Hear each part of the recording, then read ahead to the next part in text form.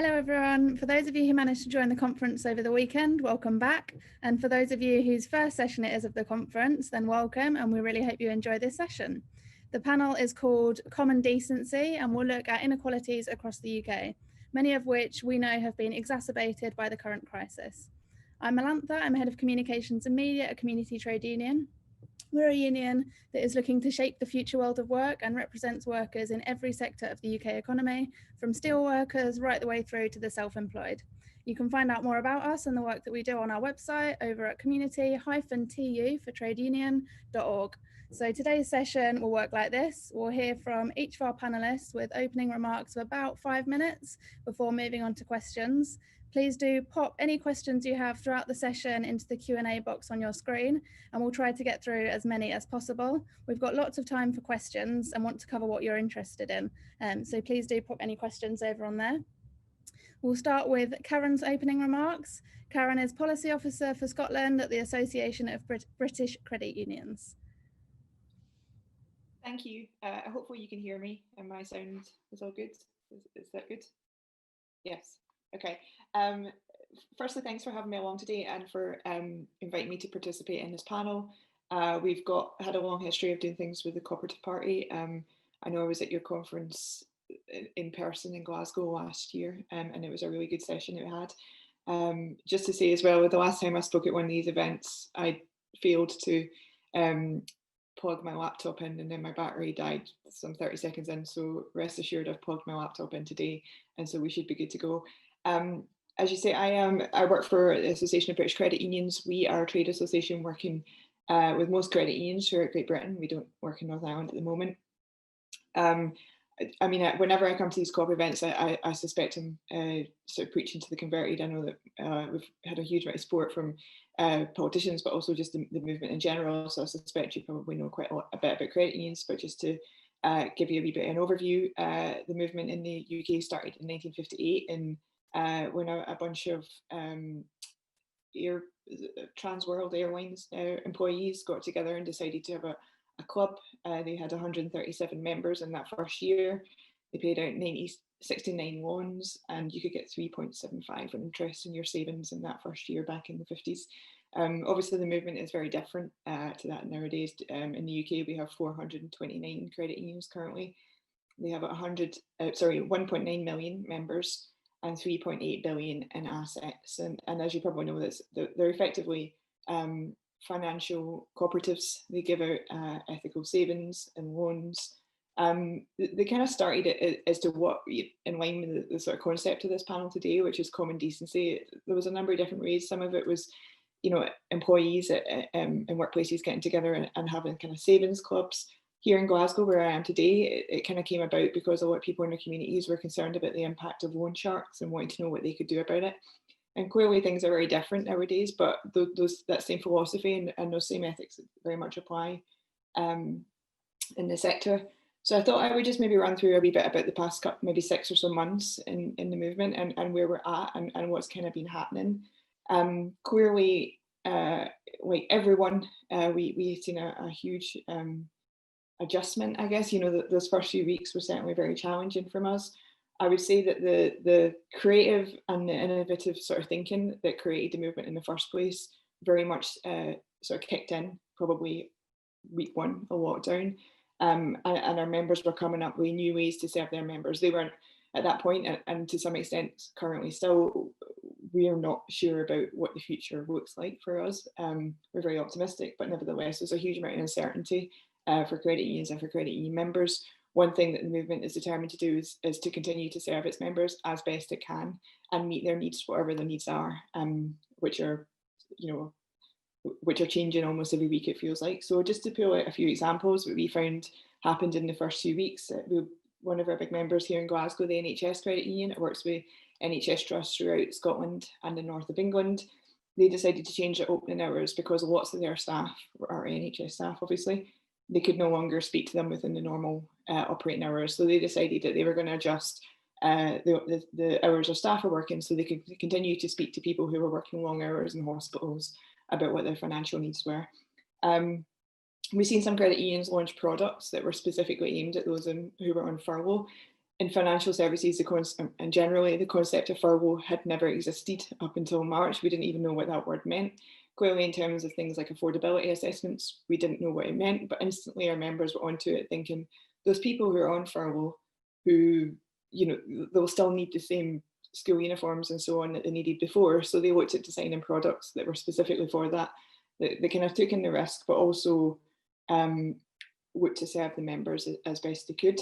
In Bradford, the credit union there worked with the local citizens advice and also the local authority to launch an interest-free loan aimed at people who they felt were at risk of turning to loan sharks. So they had a specific budget allocated to that.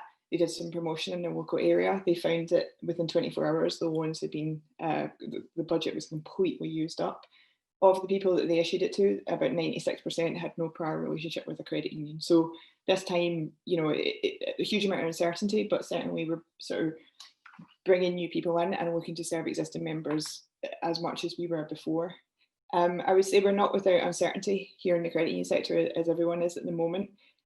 Things are certainly very positive. If we have figures up till the end of June, and it shows that credit unions were still in a very healthy place, but clearly, as we move forward, we don't know what that looks like. But what I would say is the movement is hugely optimistic and determined to do what it can to help those people who don't have a lot of other options elsewhere when for financial services and so on.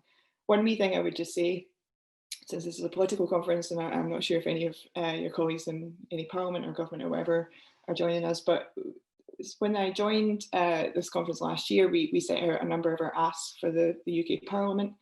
I would just like to put on record that we're hugely appreciative for the work of the Co-operative Party in Westminster in terms of promoting those asks, particularly Gareth Thomas, who's really been helpful in getting some of our asks around legislation and also capital requirements. And we've actually seen quite a lot of progress. We've got a commitment from the government to review the Credit Unions Act, which happened a few months ago. So things have moved on significantly in the past year, and we're really happy about that.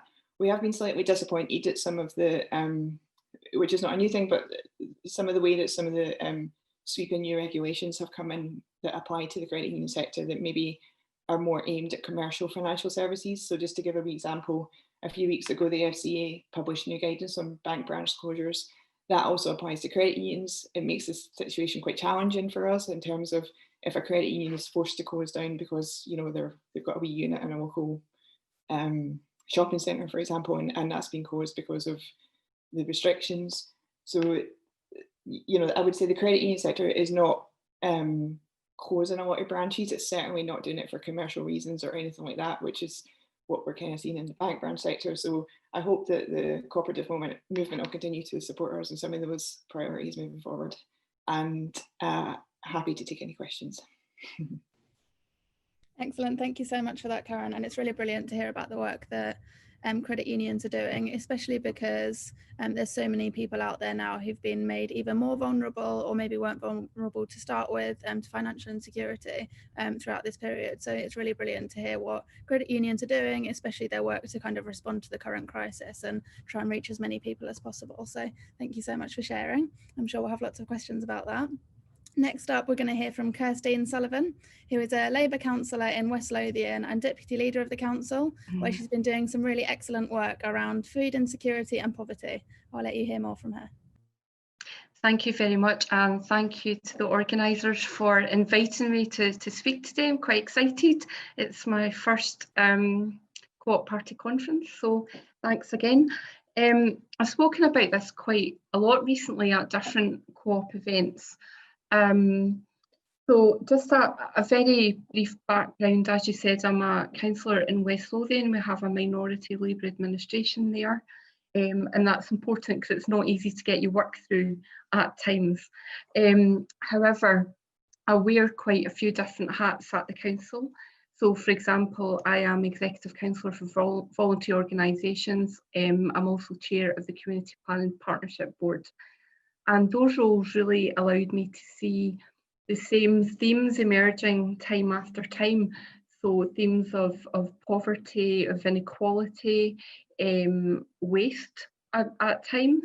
And it helps you really start to think about how we can join things up a bit better and have a more holistic approach to tackling some of the issues our communities are facing.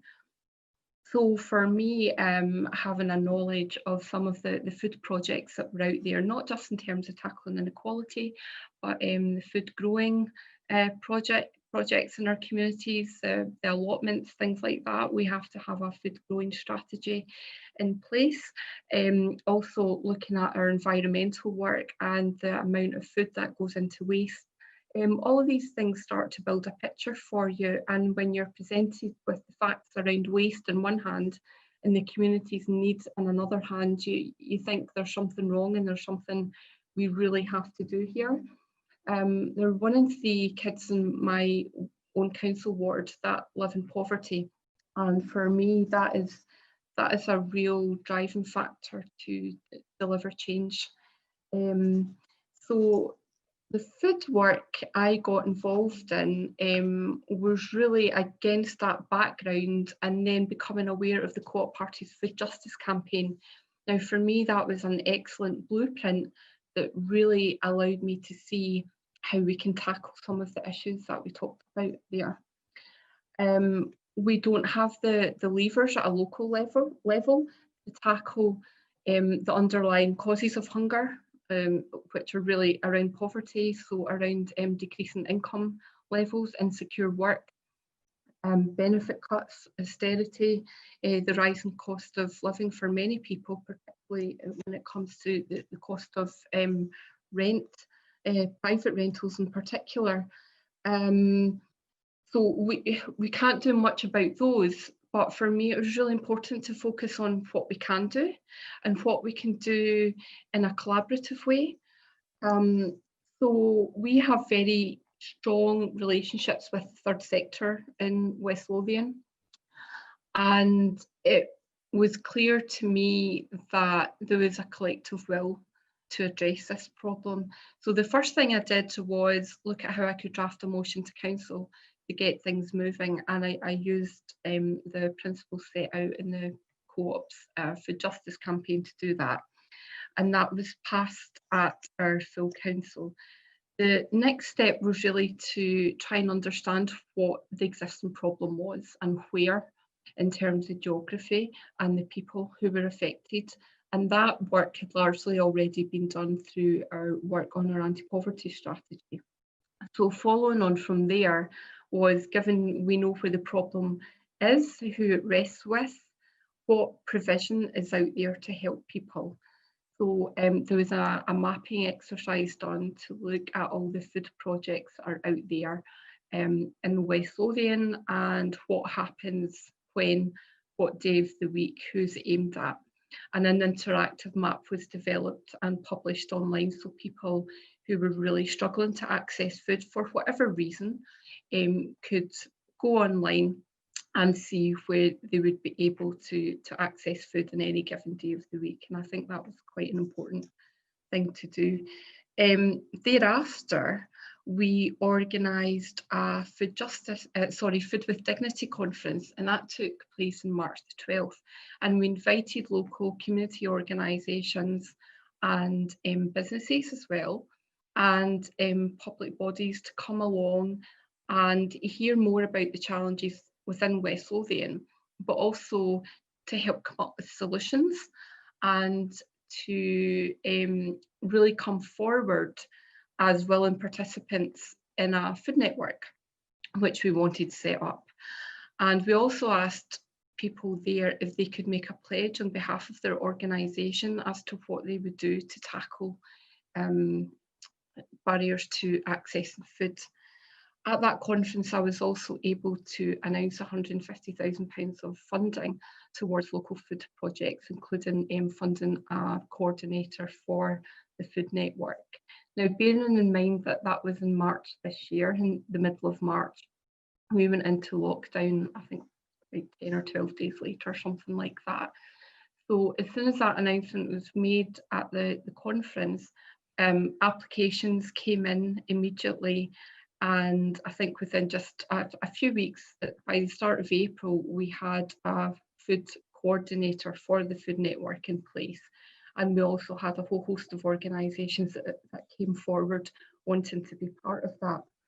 So during lockdown, we ended up feeding over 4,000 people a week from the food network, and that was largely ready prepared meals. And that was coming from organisations that had experience of food. So for example, we've a local social enterprise called The Larder that is basically a food project. It has a commercial aspect, obviously being a social enterprise, but also it was involved in a lot of the food projects within our communities, projects to reduce social isolation and to get to people who were really struggling to access food. We also got had some organisations like local daycare centres. Their kitchens weren't in use because they weren't providing daycare services in the usual way, so they became involved too and helped in the preparation of food that went out to local people. So there was really excellent work done at the time of unprecedented need. It really couldn't have come together at a better time. So where we are today, we have over 30 members of the food network. I think we're sitting about 34 at the minute, and we're continuing to feed over 3,000 people a week. And that is a hugely collaborative effort. The key points for me is that anyone wanting to engage in this work, they shouldn't see it as an either or. It shouldn't be seen, as some people have put to me, as enabling people to stay in difficult circumstances. That's not what it's about. For me, it's a call to action. So yes, we need our political campaigning work. And at the moment, Elaine Smith has a consultation on the right to food and having that enshrined in the Scottish law, and that's going through the Parliament as we speak. You have people like me trying to push things along politically, but you have to be able to do something in the meantime to help people in our communities. We can't just say that the problem exists within our Parliament, either at a UK level or a Scottish level. That's not good enough for people who are going to bed hungry at night, and for kids who aren't able to learn properly because they're hungry. It's just not good enough. So we have to find a way to tackle these problems, and for me, key to that is the partnerships and relationships we have, be that with the third sector, with our local community organisations, with our local businesses who have been absolutely tremendous in supporting these efforts, but also with our local politicians. As I said at the start, we're a minority administration. We wouldn't have been able to pass this if it didn't have local support. And I think the most important point for me is focus on what you can do, not what you can't do. We all have agency, even if it's at a very low level. We're all able to achieve change, and that is something that we shouldn't lose sight of, even when you're in the middle of what can seem a really overwhelming and hopeless situation. We can all do something to help. And I'd just like to thank the Co-operative Party for, in a way, giving me the tools to be able to set the wheels in motion, because it's made a tremendous difference here in West Lothian. Thank you so much for your contribution, Kirsten. And I think that point that you really highlighted at the end about focus on what you can do rather than what you can't do is so, so important. I think there's lots of people during this time that all feel overwhelmed with how they're able to help, if they can at all, just simply because there's so many things that people need help with in their communities. So it's absolutely true to focus on what you can do, start small, join up with other people who are close by to you and care about the same issues as you. And get involved with your co-op party locally as well. So yeah, I think that's really important, and thank you for that. Next up and lastly, we're going to hear from Peter. Peter joined the Poverty Alliance as policy manager in 2002 before becoming director in 2004. Before joining the Alliance, he worked at the Scottish Low Pay Unit and helped to campaign for the introduction of the national minimum wage. Thanks very much, and thank you for the invitation. I think that introduction ages me a wee bit, but I don't mind that. It was a good campaign. More of those to come, I hope, and I think are needed. I kind of want to pick up, well, firstly, let me just introduce the poverty line. So we're the National Anti-Poverty Network in Scotland, hundreds of members across the country. So we're continuing the theme of speakers here from Scotland, and you will get a bit of a Scottish perspective from me, although we are undoubtedly concerned about policy developments and issues at the UK level as well. I want to pick up on perhaps the themes that Kirsten left off with there, which really go to the heart of common decency and go to the heart of what is it that we can do in the here and now to really develop common decency and to build on our values of compassion and justice that we see, that I think we've seen illustrated time and time again over the last 6 months during this pandemic.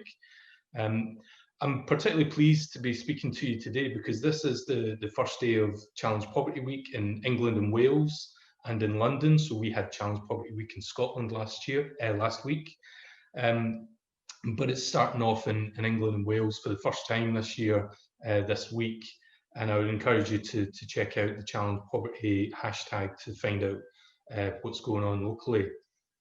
I'm going to reflect maybe a little bit on some of our discussions during Challenge Poverty Week last week in Scotland. So we've had hundreds of organisations, local authorities, businesses involved in Challenge Poverty Week. It's an opportunity to highlight not only some of the problems that we face in our society with respect to poverty and inequality, but also to focus on the solutions that can help unlock millions of people who are currently in poverty across the UK, currently unlock them out of poverty. And I guess some of the big themes, or perhaps one of the big key messages coming through for me, and it's a phrase that I'm sure many of you will have heard already about the notion of same storm, different boat. That message came through time and time again, that we may well all be in the middle of a pandemic. We are not all experiencing the impact of that pandemic in the same way. And that's because we went into the COVID crisis a very deeply divided country. In Scotland, where I live, more than 1 million people are living on low incomes, locked in poverty in Scotland.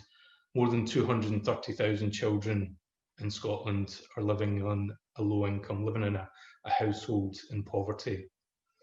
And I think we also know from much of the evidence that's come out over the last 6 months about the way that this pandemic has almost locked into those inequalities, locked into those patterns of poverty and exacerbated them. So we know that women are more likely to be impacted by some of the measures that have been taken during the pandemic. We know that people from BME communities have been significantly impacted because of the pandemic, disabled people, and I think most of us know that young people are really starting to bear the brunt of some of the crisis and the unemployment crisis that's coming out of the pandemic. One of the Poverty Alliance's members, the Glasgow Disability Alliance, captured, I think, the sense of what the pandemic is doing to our patterns of inequality across not just Scotland, but across the UK, and that's supercharging those patterns of inequality. What was bad previously has been made worse because of some of the very necessary things that have had to happen because of the pandemic. We know that some of the discussion last week throughout many of the events that took place during Challenge Poverty Week were around the economic impact that's taken place of the pandemic. So we know that particular sectors are far more exposed to the impact of this crisis. So hospitality, retail have been really hard hit.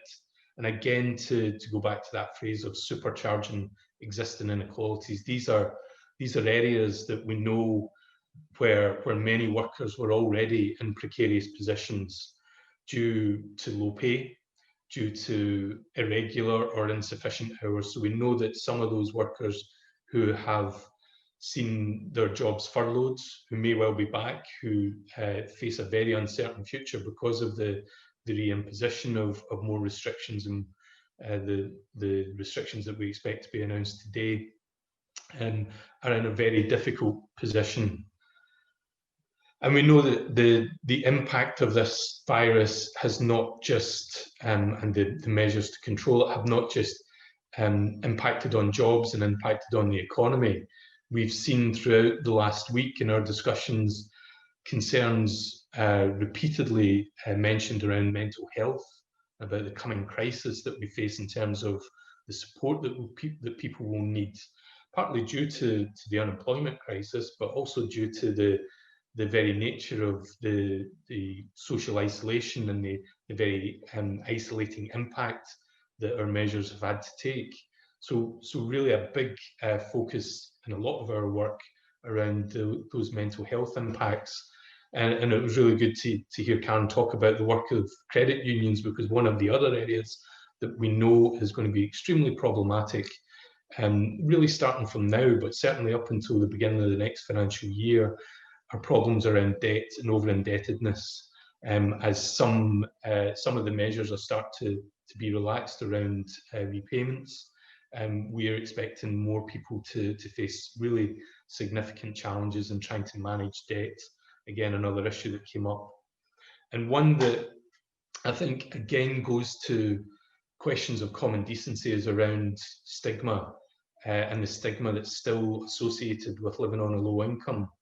There was a number of discussions last week during Challenge Poverty Week about the fear that as we move into a period where I've already heard the phrase balance in the books start to come up, and as there's attempts to balance the books, who that burden of the balance might fall on and how that burden might be justified. We know that going into austerity, we balanced the books on the backs of the people who had the least, and those people were stigmatized and attacked in order to justify that program of austerity.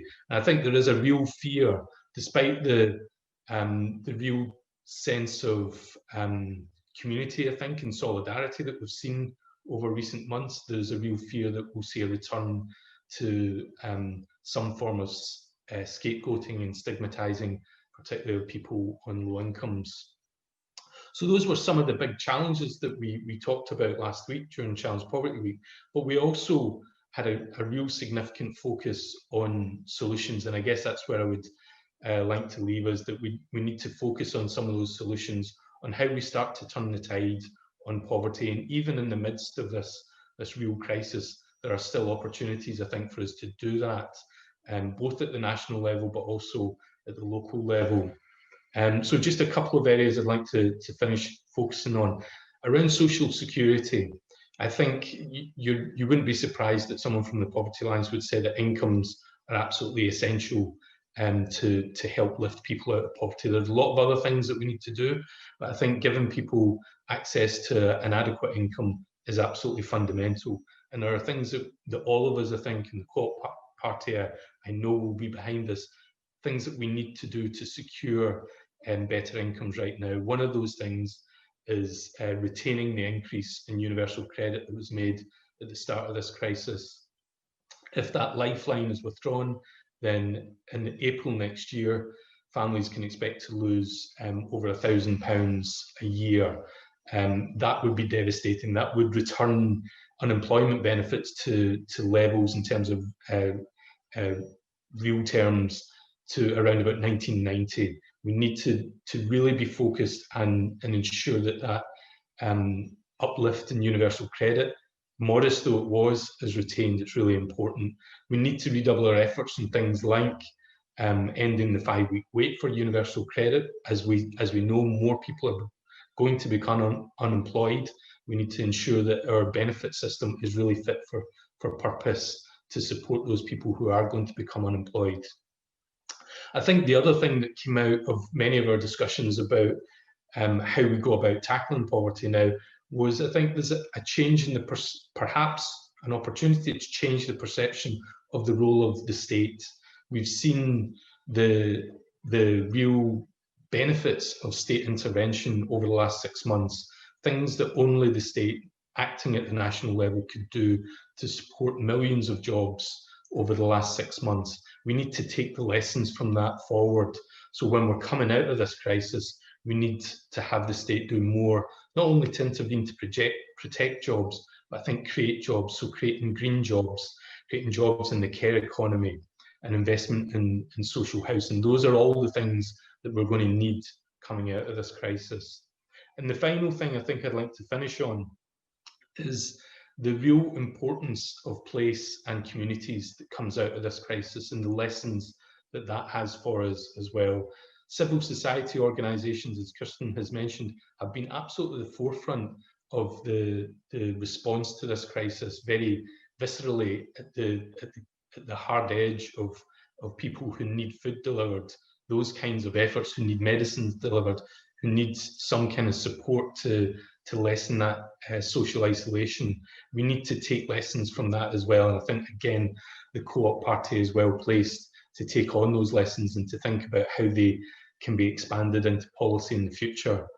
Areas that came up for us were around community wealth building, so looking at the powers that we have at local levels to create better jobs, to retain wealth within communities, to support fair work and living wage through our efforts at local levels, or to look at things like free public transport at local levels. Again, as we come out of this crisis, those are some of the things that we're going to need. And investment in our third sector.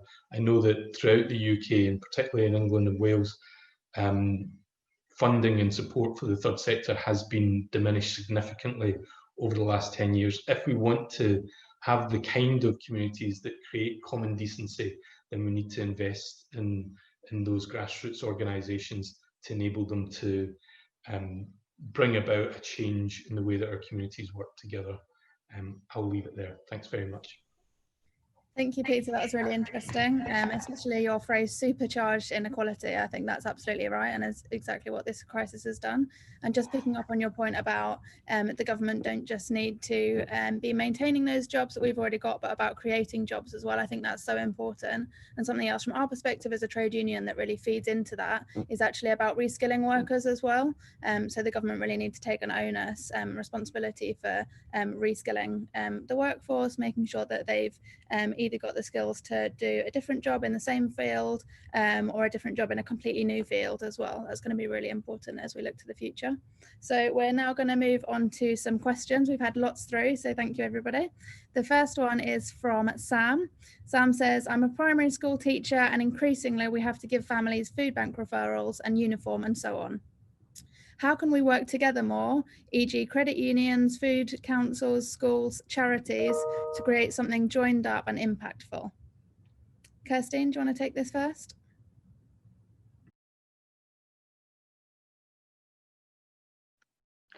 I knew you were going to come to me first. In West Lothian, we have regeneration areas, and that's areas where we've identified there are specific problems of inequality. And we have regeneration officers who host meetings within these areas. And these meetings are comprised of school teachers, of local third sector organisations, sometimes churches, different council areas, to really come together and tackle issues as a collective, rather than, you know, each individual agency trying to do their own thing and everybody's under-resourced. I think we need to get better at pulling resources and seeing what we can do in a collective basis. And as I said before, it's not an either or. It's not you do something politically or you do something at a community level. I think we need to take both strands of action. So where we do have political influence, we push for change at every level. And I think we can also get better at our different tiers of government being joined up. So our elected representatives at council level, who are often seeing things at the coalface in our communities, joining up with our MSPs and again with our MPs to ensure that, you know, we have a consistent message that we're pushing at all levels of government, but also taking it out across our communities and working with our community partners, because I don't think anybody has the resources to tackle these really significant issues on an individual basis. So for me, it's about the collective approach to these problems. Thank you. Great answer. Peter, do you have anything you want to add? Yeah, we had been involved in a piece of work with Oxfam Scotland and Child Poverty Action Group and Nourish Scotland, which finished last year, called Menu for Change. Can highlight the findings from that, but I think it really mirrors what Kirsten was saying, was about taking this almost whole community approach to thinking about food insecurity in more of a preventative kind of way. And so a big focus for us in that initiative was about making sure that everyone who visited a food bank, not only did they get access to that food bank if they needed emergency help, but that they were also signposted or directed more clearly to sources of financial support that they might not have been accessing. So in Scotland, that would be the Scottish Welfare Fund, which many people who were accessing a food bank would have actually been entitled to an emergency cash payment. And we think, just in terms of people's dignity and in terms of their rights, then we should be ensuring, where possible, people have access to those kind of sources, and also about changing the way that our emergency food provision is provided, to make sure that it is dignified. But I think, as Kirsten says, it's not either or, and that's why things like retaining the increase in universal credit is so absolutely important. Trussell Trust are estimating that there will be a 60% increase in food bank usage in between October and December this year, and that's something that we need to work to ensure doesn't happen. And that's about trying to boost people's incomes right now, whether that's through the local schemes that are available throughout the country, or increasing UK benefits. Perfect, thank you. Karen, I'm not going to come to you on that one because the next one's specifically just for you. So from Chris and Sandra Wilson in Northern Ireland, who are both community members, hi both, they say credit unions are so important to tackle financial exclusion. What can be done to raise their profile further, not least within the trade union movement, as important advocates for social justice? Thanks for that question. It's a really good question. I mean, I absolutely agree. I think, and maybe even linking it to the question before, it is about more partnerships, you know, working with more organisations, be it, you know, for example, working with sort of debt advisors, so people, when they go to the credit union, they can get access to, you know, whatever they're needing in terms of savings or loans or whatever, but also having someone there who can sort of signpost them to what they need, or who can give them advice on their situation.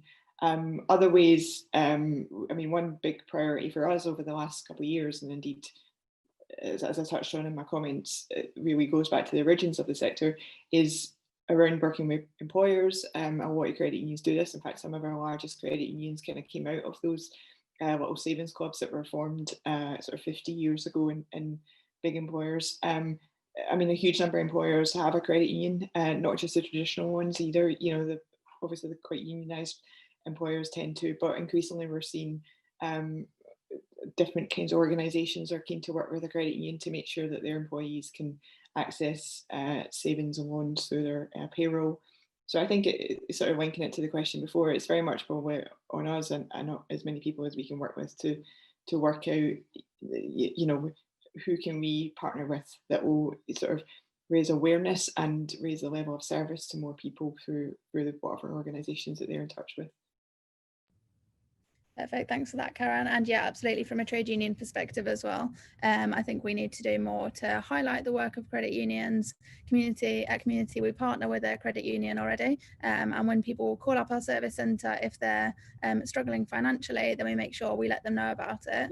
Yeah. But actually, I think it's worthwhile us being more proactive about it and kind of reaching out to our members and letting them know what is a credit union and how can it support you. So one thing I would maybe just add, when I touched on one of our big lobbying priorities for the last few years has been to get agreement from the government for reform to the Credit Unions Act. So that's quite an old piece of legislation. It dates back to 1979. The legislation at the moment basically says credit unions can do savings and loans. There's a wee bit of flexibility there, but by and large, that's all we're allowed to do. As a sector, we want to be we want to provide many more services. We want to sort of play a more comprehensive role in the lives of the people that we're serving. So that's something moving forward. I don't know the time frame, but we're certainly working with the government and working with other parliamentarians to make sure that a new act is put in place that enables us to be that sort of equivalent to what people would expect in a bank or their insurance service or whatever. And hopefully that will kind of raise the profile and bring us into the lives of many more people. Perfect, that sounds great, and good luck with that. So the next question links quite a lot to what you were saying, Peter, about how income is so important in this. So it's from someone anonymous, but they've said, if we're talking about the basics that everyone should be able to access, we need to include childcare in that list. The private system is so expensive and I earn less than it costs in nursery fees to go back to work. How can we fix this? I'll come to you first, Peter, if that's all right. I think the questioner, the anonymous questioner, is absolutely right. Without increasing or reducing the costs that many people have, and for most families, childcare is an enormous cost, then increases in income are less effective at tackling poverty. So we know that we have to, as well as increasing income, we have to reduce costs as well. In terms of childcare, then one of the proposals that we've been pushing in Scotland, where there's there was an increase due to come in the number of free hours for childcare, which has been postponed because of the crisis. We're calling for that to be brought forward, to be brought back again. We're also calling for the number of hours to be increased to 50 hours a week, because at the moment the limited number of free childcare hours that are available don't work around people's actual working patterns in the way that people actually work in the modern labour market. So I think we need to see an increase in free childcare, and we need to crucially see an increase in flexibility in childcare as well. So the creation of more flexible places. I think all of these things go together. So we need to see not only the increase in the number of available hours for childcare, but also we need to see a great push on paying the real living wage by childcare providers. And we need to see jobs that actually work around people's caring needs more generally. So it's not just a case of providing the childcare. The jobs need to be improved and they need to be paid at a decent level. So those childcare jobs need to be adequately rewarded. And I think this is one of the big things coming out of the coronavirus, is this refocusing on essential workers of all different kinds, and the way that essential work is so completely undervalued, particularly work that's carried out by women, that's completely undervalued. And that's one of the things that I'm hopeful we're going to see a change in coming out of this crisis. Absolutely. Karen or Kirsten, do you have anything you'd like to add?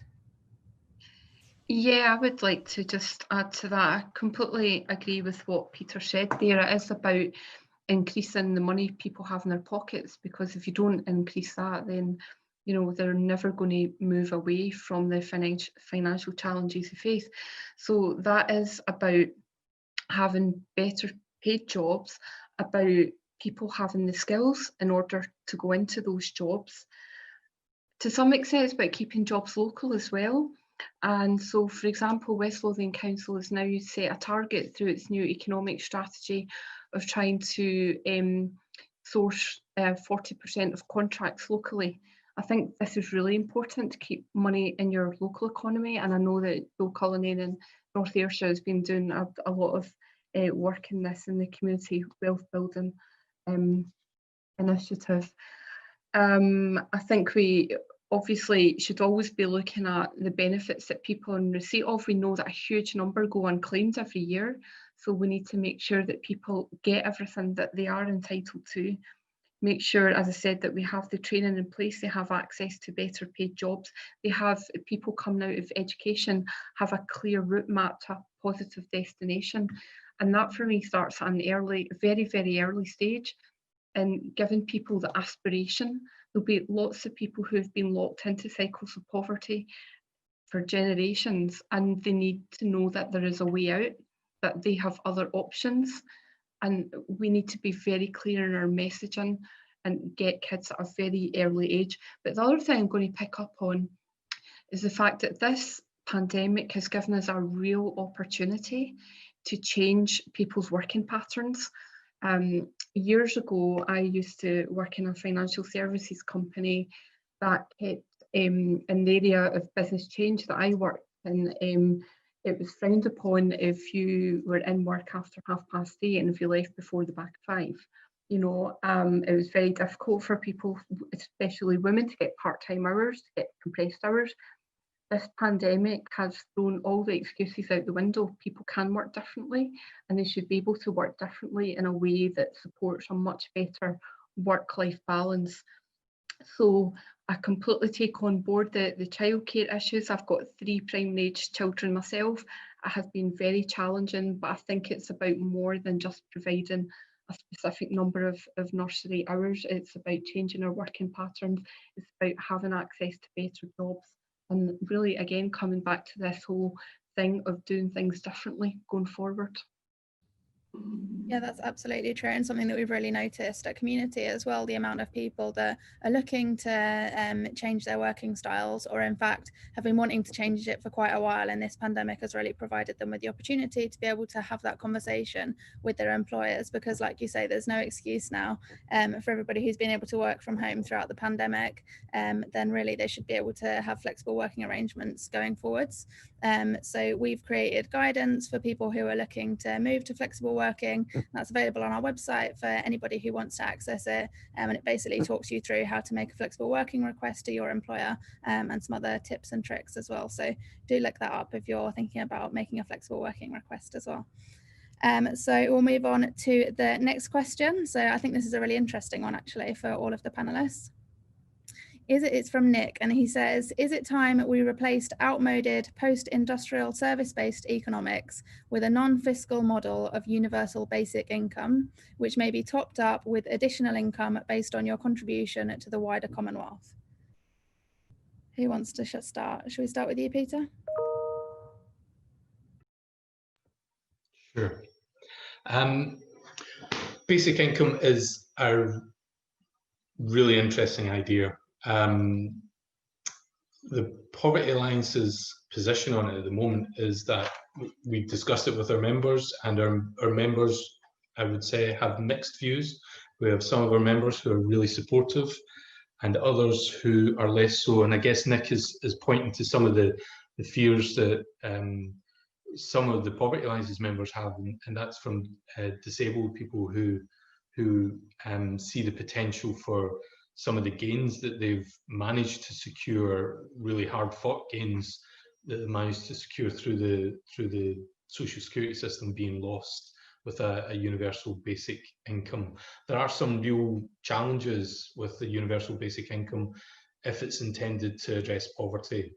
I think as the research that's been just recently published in Scotland has shown, to have a basic income that actually lifts people out of poverty is very expensive. That is not a reason not to have it. If it works, then that's an area that we should look at.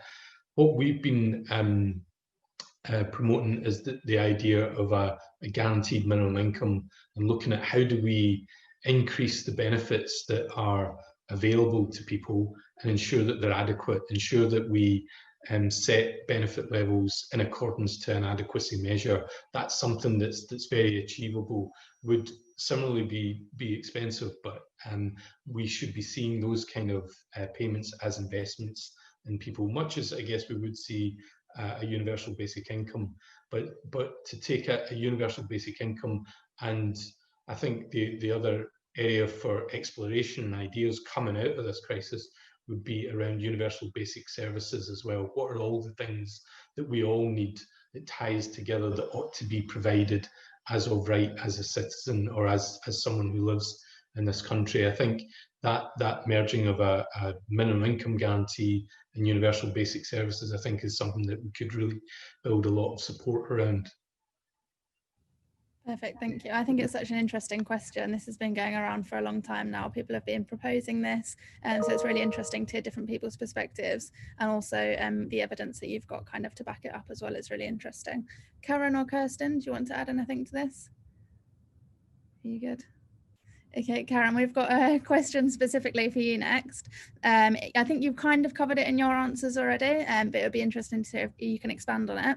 So Ian says, given the number of bank closures, including those recently announced by the TSB, can credit unions fill their place? So this is a really difficult one, actually. The issue's obviously been going on for a long time, and I've previously given evidence about this kind of very angle as to what role can credit unions play to a Scottish Parliament inquiry on the matter. Just to expand a wee bit on what I said earlier, the new regulations basically require that any organisation that's thinking of closing a branch has to go for a consultation. It has to do an analysis of the impact of on its members, particularly vulnerable members, and needs to publish a summary of such analysis on their website. I think that's very appropriate for the banking sector. For the credit union sector, the issues often out of our hands. So you've probably seen quite a lot of credit unions have wee offices in the corner of their citizens' advice or something like that. So, and also, I would strongly suggest we're just not the problem here. There's not been mass closures. There's very few branch closures in credit unions, and if it is happening, it's because of other issues. It's not because of commercial decisions or anything of that nature. I think that I would be a wee bit reluctant to sort of put the credit union sector forward as a solution here. We recognise that we're not quite in the place we'd want to be in terms of sort of providing a full range of services, which I sort of referred to earlier, which is why we've done quite a lot of lobbying around having some of the legislation change that will hopefully, enable us to get to that place. But it's not an easy journey. It is quite expensive to provide a lot of the services of which the banks are not so much providing, but that people, more vulnerable people, tend to depend on banks on. So, for example, cash handling services, that kind of thing. We recognise that we're not always an ideal fit. So, it's a kind of complicated issue, and I don't know if I know what the solution is. But I would say that we're doing our best to be that sort of, we spend a lot of time working with credit union partners in the US. If you look at the sector there, it's hugely more developed than our sector. The savings and loans take up a tiny fraction of what they do. They do credit cards, they do car finance, current accounts, all that sort of thing. So we're kind of getting there, and that's what we aspire to be. But nevertheless, I wouldn't want to say everyone who's sort of feeling let down because their local bank branch is closed should just go to a credit union, because I recognise that we're not at this point like for like. Thank you. I'll come to you, Kirsten, on this one. So Hanny has said, so interesting to hear about stigma of living on a low income. It isn't just about poverty, but also inequality. What can we do as neighbours and community activists to tackle that stigma? Well, as part of Challenge Poverty Week in Scotland, I attended a couple of sessions, and one of them really focused on how we talk about poverty. And I think that is really important. It's an important way to get rid of stigma. How you frame your message is really important. And, I'll give you an example. We have a community food fridge, our community fridge in my ward, and the focus for that has been around you're stopping food go to landfill, you're stopping waste. So please come in, take what you need and pay whatever you can. And if you can't afford to pay anything, that's absolutely fine. but here's a basket, come take what you want. And I think if the messaging hadn't been so much about food, it really would have put quite a lot of people off, because then the message, whether explicit or not, would have been around, this is for the poor people. That's what people would hear. And then that would stop people walking in the door. And the community fridge is in a very central place in the community, so it's easily accessible for people. But if your messaging is around, you know, this is to help people who can't even afford to buy things to eat, then automatically you're putting a barrier up. So I think we have to be very careful the words that we use, the framing that we have, and how we go about trying to remove barriers to various inequalities. We have to be more mindful about what we're doing and try and be a bit more joined up as well. And I know that doesn't sound like a very comprehensive answer, but I think it's a really important message, because if we go around things in the wrong way, we are actually just going to create more barriers for people. Absolutely. Peter, do you want to come in? Yeah, if I can just add a couple of things. What Kirsten says is absolutely right. It's thinking about the way that our services are designed and delivered, and thinking about the design and delivery of services in a way that anyone would want to access them. So not designing services for the perceived otherness of some people. But I think the piece around language is really important. I think appealing to our common values, appealing to our values of compassion and of justice, I think are really powerful ways to frame messages when we're talking about poverty and why we need to address it, are really important. I think also as organisations, so particularly in the public sector, have a real responsibility as organisations that come face to face with people living on low incomes very often. They have a real responsibility to ensure that there is effective training in place for frontline staff, to ensure that they're not reinforcing any potentially stigmatising messages. And a lot of local authorities, in particular in Scotland, have done a really good job in trying to transform services. And I would also just say there's a new media guide out just today, published by someone called On Road Media. You'll find it on Twitter, I think, to help journalists frame their stories better and talk about poverty and deliver stories on poverty in ways that don't end up stigmatizing people. And again, that is so important. We know all the problems of the representation of poverty. I think if we can start to change some of that, that would really help all of us. Perfect, thank you very much. So we are running close to the end of our session, so I'm going to do one last question and give each of you a minute to kind of answer the question if you want to, but also sum up with anything else that you want to add that you haven't quite had a chance to say yet. So the question is from Gloria. Gloria says, this common thread of food, financial products, fair pay, with the recession, this will surely get worse, and this government has shown time and again that they're not going to help. How can we mobilise to help our own communities? Karen, do you want to start with this one? Thank you. That's a big question, isn't it? I mean, I think that Peter said earlier how this last few months has really emphasised the importance of community, and I think that I would absolutely agree with that. I live in the East End of Glasgow in an area called Denniston. We were just declared the 8th coolest neighbourhood in the world last week, and the reason given by Time Out magazine was that there was a real community spirit, and as someone who lives here, I can absolutely vouch for that.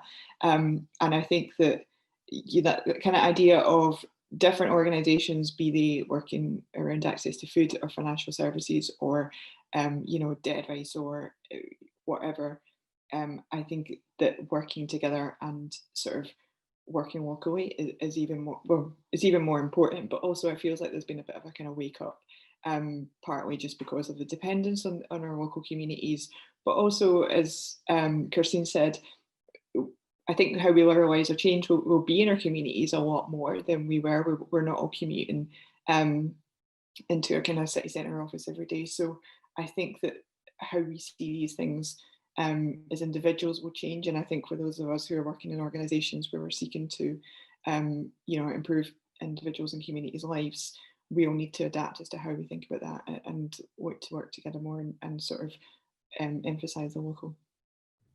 Perfect, thanks. Peter, do you want to come in?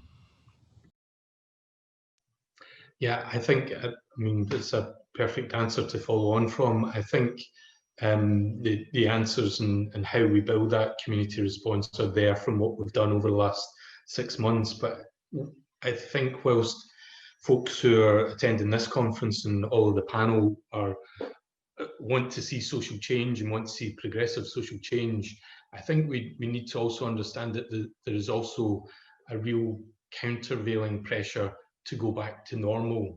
People just want to be, just want their lives back, some kind of normality. And I think we, in the way that we go forward and the way that we talk about the possibility of change in the future, I think we need to really emphasize that we have choices to make about the future, that we have choices to make in how we redesign our economy and redesign our social structures to actually come out of this better than we went into it. And I think that's all we can do at the moment, is to talk to people about the possibility of doing things differently and the possibility of change. We've illustrated that we can do it. I think we now need to turn that into action, starting from the ground up, really. Thank you. And Kirsten? Thanks. I don't have a whole lot to add to what Karen and Peter have already said. I think one thing I missed out from my original few words was, and Peter has since touched upon it, was around the design of services. In particular, the way that we give people a joined up solution.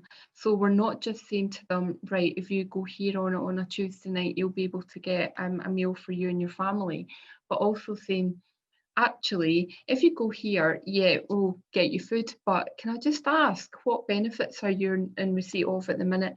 And, are you aware that you're eligible for the school clothing grant?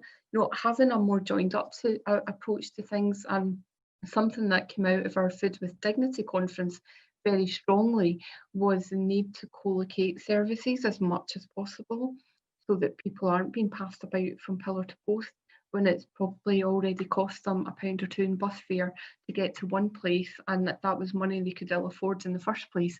We need to be more mindful about people's circumstances when we're designing a service that is really to deliver more positive outcomes for them. So that is really important. We've seen the past few months how communities and local third sector organisations and councils can really respond so quickly in such an agile way that we wouldn't have thought possible before, and that's what we need to harness. And the new partnerships and relationships that have come about through this unprecedented time. I mean, it's said over and over, we've never lived through anything like this before, and I even find myself a few months down the line thinking, how many times are you going to use that phrase? We're almost getting a bit blasé and immune to it. But I think we need to hold on to the positives and the things that we never would have thought possible before. So for us to develop a food network within a matter of weeks that was then delivering 4,000, feeding 4,000 people a week within a space of about 6 weeks, it's, in normal times, that would have taken months and months and months to achieve, and trying to get people to come on board. We need to cut out the red tape a lot of the time, and local authorities and public bodies in particular are quite bad for having a lot of red tape, often for very good reasons of governance. But we need to think about how we do things, how we can move more quickly, and how we can respond to needs. And for me, building those relationships and partnerships is absolutely got to be at the centre of everything we do moving forward. Perfect, thank you. So we've come to the end of our session. Thank you to everybody who came along and watched the session. I think we managed to answer almost all of the questions. So thank you as well to all the panelists, because I know that I was kind of firing lots of questions at you, and you came up with some really informative and interesting answers. So thank you, everybody, and I hope you enjoyed it.